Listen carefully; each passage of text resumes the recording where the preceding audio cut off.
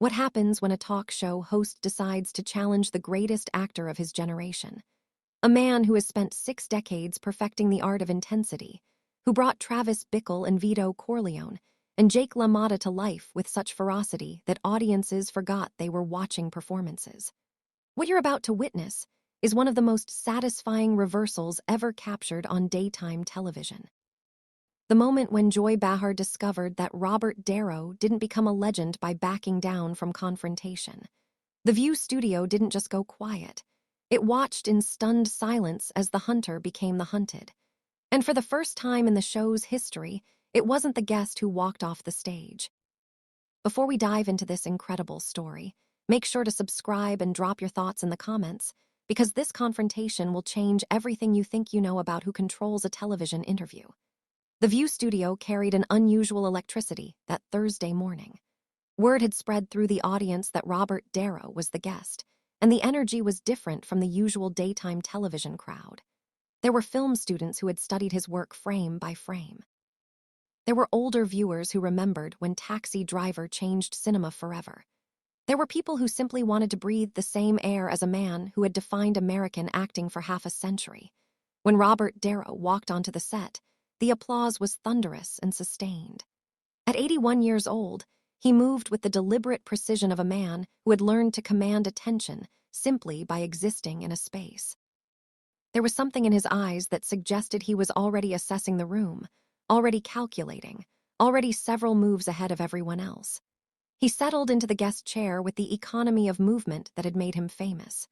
No wasted gestures, no performative warmth, just a nod to the audience and a quiet thank you that somehow carried more weight than most people's entire speeches. Whoopi welcomed him with genuine reverence, recognizing perhaps a fellow traveler in the world of entertainment survival. Sarah Haynes looked slightly starstruck, as anyone would be in the presence of Vito Corleone, Travis Bickle, and Jake LaMotta, all wrapped in one human form. The audience was still buzzing with the thrill of being in the presence of living cinema history. Joy Behar watched from her seat with an expression that regular viewers would recognize. It was the look she wore when she had decided that today's guest needed to be taken down a few pegs. She had her notes arranged in front of her with unusual precision, and there was something almost hungry in the way she was waiting for her moment. "Robert Darrow," Whoopi began, "it is such an honor to have you here. We want to talk about your incredible career, your new project, and everything you've contributed to American cinema." "Thank you, Whoopi," Darrow replied, his voice carrying that distinctive New York rasp. "It's good to be here." Then Joy leaned forward, and the atmosphere shifted immediately. "So, Bob," Joy began, using the familiar nickname without invitation, "let's talk about something real. You've become very political in recent years. The Tony Awards speech, the rallies, the interviews where you call certain politicians names. Some people say you've become more famous for your politics than your acting lately. Don't you think that diminishes your legacy as an artist?" The question was designed to put Darrow on the defensive from the first moment. But the man who had stared down directors, mobsters, and his own demons for 60 years simply tilted his head slightly, studying Joy with the same intensity he brought to preparing for roles. "I'm not sure I understand the premise of your question," he said slowly. "Are you suggesting that having political opinions diminishes an artist's work? Because if that's the case, you'd have to dismiss most of the great artists in history." "I'm suggesting that there's a difference between having opinions and being inflammatory," Joy pressed. "The profanity, the name-calling. It's not exactly dignified, is it, for someone of your stature?" Darrow was quiet for a moment, and when he spoke, his voice was calm, but carried an undercurrent that made several audience members shift in their seats. "Let me ask you something, Joy. You sit at this table every day and share your political opinions, often quite forcefully, sometimes with language that could be called inflammatory. Is that undignified, or is it only undignified when I do it?" The counter was so smooth, so precise that Joy seemed momentarily caught off guard. Her face re-ended slightly. "That's different. I'm a talk show host. It's my job to have opinions. And I'm a citizen," Darrow replied. "It's my right to have opinions. The difference is that my opinions seem to bother you more than yours bother me. I wonder why that is." The observation landed with surgical precision. Joy's expression tightened. "Let's talk about your recent work then," she said, clearly trying to regain control of the conversation. "You've made a lot of films in the last 20 years. A lot of comedies. A lot of films that critics would say are beneath your talent. Meet the Fallers, Dirty Grandpa, The Intern, the list goes on. Has Robert Darrow become more interested in paychecks than art? The accusation was brutal in its directness, but Darrow simply smiled, and there was something almost pitying in his expression. You know, Joy, I've made over 100 films in my career. Some of them are masterpieces. Some of them are entertainments. Some of them are experiments that didn't work. That's what happens when you actually create things instead of just commenting on what other people create. He paused, letting the words settle before continuing. And for the record, The Intern was a film about respecting older workers in a youth-obsessed culture. The comedies brought joy to millions of families. Is that less valuable than another dark crime drama? Who decides what's worthy of an actor's talent? You. He leaned forward slightly, his famous intensity now fully engaged. What have you created, Joy? In your entire career, what have you made that will outlast you? I'm genuinely curious because you seem very comfortable judging the work of others. I'm wondering what gives you that authority. The question hung in the air like a challenge. Joy's face went through several expressions before settling on defensive anger. I've had a very successful career in comedy and television. I've been doing this for decades. So have I, Darrow replied simply. The difference is that when I leave a room, something I created stays behind. A performance, a character, a moment that people will watch long after we're both gone. What stays behind when you leave a room, Joy? Besides the echo of criticism, the studio audience gasped audibly. This was not how interviews usually went. The guest was supposed to be on the defensive, not turning the table so completely. That's quite an attack, Joyce said, her voice rising. I'm just asking questions. That's what journalists do. Is that what you are, a journalist? Darrow Unk's eyebrow raised slightly. I've been interviewed by journalists, real ones, people who have done the research, who ask thoughtful questions, who are genuinely interested in understanding something. What you're doing feels more like provocation for its own sake. He looked around the studio as if seeing it for the first time. This is entertainment, Joy. We both know that. And there's nothing wrong with entertainment. But let's not pretend that what happens at this table is journalism. You're not holding anyone accountable. You're not uncovering truth. You're creating conflict because conflict gets ratings. Joy stood up slightly in her chair, her defensive posture evident. Now you're attacking the integrity of our show. I'm describing what I observe, Darrow said calmly. You invited me here presumably to talk about my work. Instead, you've spent the last 5 minutes questioning my patriotism, my artistic integrity, and my career choices. That's not an interview, that's an ambush. And I've survived better ambushes than this one. Whoopi tried to intervene. I think maybe we should redirect. No, Whoopi. Let her continue, Darrow said, his eyes never leaving Joy's face. I'm curious to see what else she has prepared. What's next on your list, Joy? My marriages, my children, my age. Pick your target. I've been attacked by Better Than You, and I'm still here. The challenge was delivered with such quiet confidence that Joy seemed momentarily frozen. When she recovered, her voice had an edge of desperation. I'm not attacking you. I'm asking legitimate questions about public statements you've made. No, you're not, Darrow corrected her. Legitimate questions seek understanding. Your questions seek to diminish. There's a significant difference, and after 60 years of interviews, I can tell which is which in the first 30 seconds. He shifted in his chair, settling into a more comfortable position as if preparing for a longer engagement. Let me tell you something about my career since you seem so concerned about it. I've worked with Scorsese, Coppola, Bertolucci, Dilma Man. I've played boxers, gangsters, taxi drivers, comedians, fathers, monsters. I've gained weight, lost weight, learned languages, studied with real people to understand their lives. That's what I've done with my time. His voice dropped to something almost intimate. What I haven't done is sit in a chair and pass judgment on people who actually take risks, who put themselves out there, who fail publicly and get back up again, because that would require a kind of courage I'm not sure you possess. He let the words land before continuing. Do you know what it takes to gain 60 lb for a role? To learn to box professionally, to spend months with actual mobsters studying their mannerisms, to transform yourself so completely that your own family doesn't recognize you. That's what I've done. That's the commitment I've made to my craft. And now someone who has never taken those kinds of risks wants to lecture me about artistic integrity. The accusation of cowardice, delivered so quietly, seemed to land harder than any shouting could have. How dare you question my courage? Joyce snapped. I've been speaking truth to power for 30 years. Have you? Niro tilted his head. Or have you been speaking comfortable opinions to audiences who already agree with you?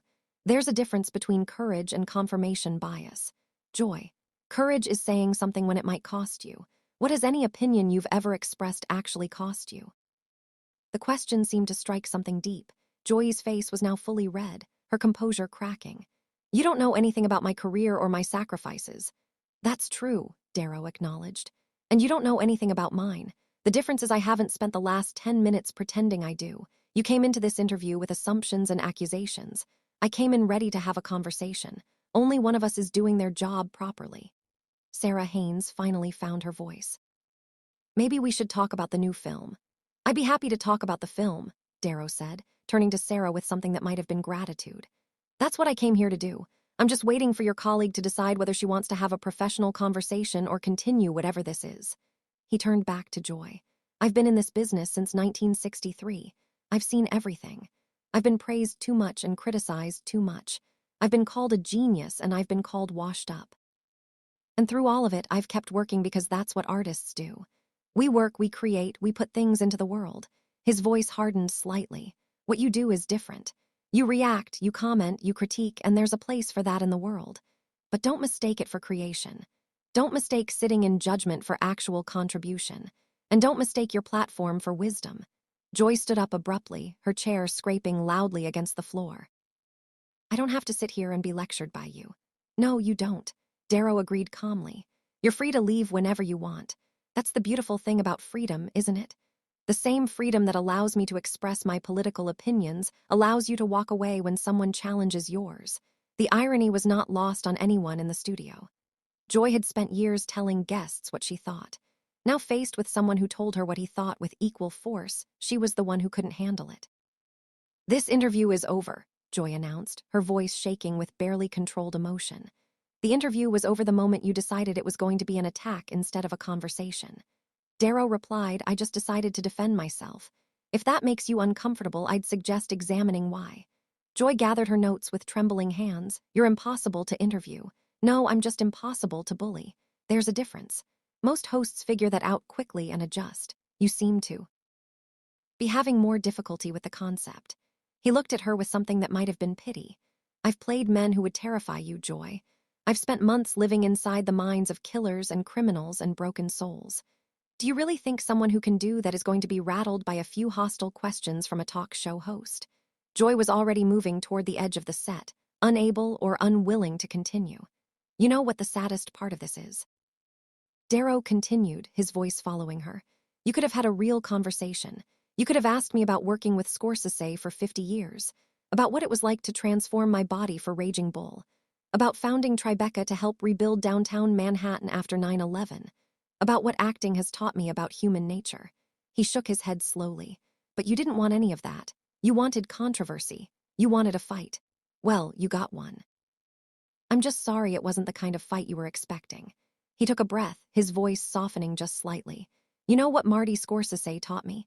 He taught me that the best work comes from honesty, from being willing to show the ugliest parts of yourself on screen, from not hiding behind pretense.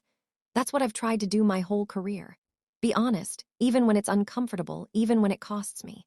He gestured toward where Joy stood frozen. That's the difference between us, Joy. I've spent my life pursuing honesty, even painful honesty. You've spent yours pursuing conflict, even manufactured conflict. One of those things leaves something behind. The other one just leaves noise.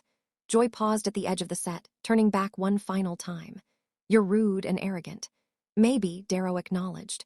But I'm also honest, and I've found that people who call others rude and arrogant are often just upset that someone isn't showing them the difference they think they deserve. Smiled, and there was something almost kind in it. Go cool off, Joy. Watch some of my films. Maybe you'll understand something about what it actually means to commit to something fully, to risk failure publicly, to keep creating even when people say you should stop. That's what my life has been. What has yours been? With that final question hanging in the air, Joy Behar walked off the set of The View, leaving behind a silence that seemed to echo through the entire studio. The audience sat in stunned amazement. They had come expecting a celebrity interview. What they had witnessed was a masterclass in refusing to be diminished. Darrow turned to Whoopi with a slight shrug. I'm sorry about that. I came here to talk about my work. I'm still happy to do that if you want. Whoopi for once seemed at a loss for words. I think we all just witnessed something extraordinary. Not really, Darrow said simply. I just refused to accept the terms of the conversation she wanted to have. That's not extraordinary. That's just basic self-respect. Something I learned a long time ago. He looked at the audience. For anyone watching who feels like they have to accept it when someone tries to diminish them, you don't. You always have the choice to push back, to define yourself on your own terms, to refuse to be what someone else has decided you should be. His voice dropped to something almost gentle. That's what acting taught me. That identity is a choice. That we get to decide who we are moment by moment, scene by scene. And no one, no matter what platform they have, gets to take that choice away from us. The audience erupted into applause that seemed to go on forever. They had just watched one of the most famous actors in history demonstrate something more powerful than any film performance. The simple revolutionary act of refusing to be bullied. Sarah Haynes leaned over to Darrow. I have to say that was incredible. I've never seen anything like that. It wasn't incredible, Darrow replied with a slight shake of his head.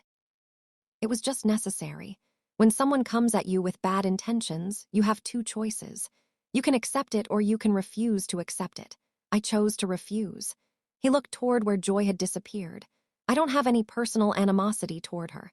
I don't know her, but I know what she was trying to do, and I've spent too many years building something to let anyone tear it down for their entertainment.